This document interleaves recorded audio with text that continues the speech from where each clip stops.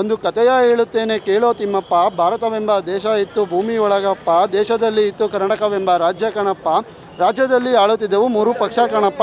ಹೆಸರು ಹೇಳುತ್ತೇನೆ ಕೇಳೋ ನಮ್ಮ ತಿಮ್ಮಪ್ಪ. ಕಮಲವನ್ನು ತೊಟ್ಟು ನಿಂತ ಬಿಜೆಪಿ ಕಣಪ್ಪ, ಹಸ್ತವನ್ನು ತೋರಿಸಿ ನಿಂತ ಕಾಂಗ್ರೆಸ್ ಕಣಪ್ಪ, ತೆನೆ ಹೊತ್ತು ನಿಂತುಕೊಂಡ ಮಹಿಳೆ ಕಣಪ್ಪ, ಅದಕ್ಕೆ JDS ಎಂಬ ಹೆಸರು ಅಂತ ಇಟ್ಟೋರು ಕಣಪ್ಪ. ಈ 3 ಪಕ್ಷದಿಂದ ಜನರ ನೀನೇ ಕಾಪಾಡಬೇಕಪ್ಪ. 2023ರಲ್ಲಿ ಎಲೆಕ್ಷನ್ ಬಂತಪ್ಪ, ಎಲೆಕ್ಷನ್ನಲ್ಲಿ ಮೆಜಾರಿಟಿನ ಕಾಂಗ್ರೆಸ್ ತಗೊಂಡ್ಬಿಡ್ತಪ್ಪ. ವಿರೋಧ ಪಕ್ಷದಲ್ಲಿ BJP ಬಂದು ಕುಂತೈತ್ ಕಣಪ್ಪ, JDSಗೆ ಠೇವಣಿ ಇಲ್ದಂಗೆ ಆಗೋಯ್ತು ಕಣಪ್ಪ. ಸಿದ್ದರಾಮಣ್ಣಂಗೂ DKಶಿಗೂ CM ಕುರ್ಚಿ ಬೇಕಪ್ಪ, ಇವರಿಬ್ಬರಲ್ಲೂ CM ವರು ನಡೀತು ಕಣಪ್ಪ. ಸಿದ್ದರಾಮಣ್ಣನ ಹೈಕಮಾಂಡು CM ಮಾಡೇ ಬಿಡ್ತಪ್ಪ, DCM ಅಂತ DKಶಿಗೆ ಹುದ್ದೆ ಕೊಟ್ರಪ್ಪ. BJPನೂ JDS ಮುಂಚೆ ಶತವೈರಿಗಳಪ್ಪ, ಆದರೆ ವಿಧಿ ಇಲ್ಲದಲೇ ಆಗೋರೆ ಮೈತ್ರಿ ನೋಡೋ ತಿಮ್ಮಪ್ಪ. ದೇವೇಗೌಡರ ಪ್ಲಾನು ಅಂದರೆ ಸುಮ್ಮನೆನೇನಪ್ಪ, ಇವ್ರು ಗೆಲ್ಲೋದು ಇವರ ಆಸ್ತಿ ಪಾಸ್ತಿಗೆ ಸುರಕ್ಷತೆಗಪ್ಪ.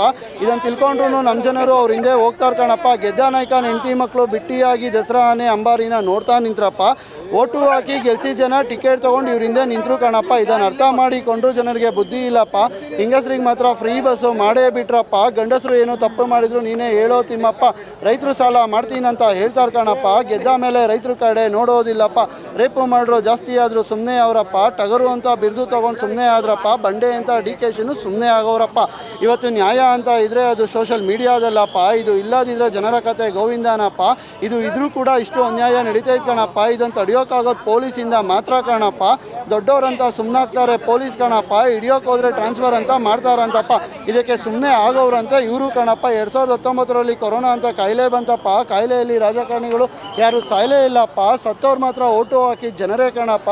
ಇದು ಎಲ್ಲ ಗೊತ್ತಿದ್ರೂ ಜನರಿಗೆ ಮಾತ್ರ ಬುದ್ಧಿ ಇಲ್ಲಪ್ಪ. ಇದನ್ನು ಅರ್ಥ ಮಾಡಿಕೊಂಡು 2026ಇಂದ ಇರೋಣ ಅಂದ್ಬಿಟ್ಟು ನಾನು ಮೆಸೇಜು ಒಂದು ಲಿರಿಕ್ಸ್ ಮುಖಾಂತರ ಹೇಳಿದ್ದೀನಿ.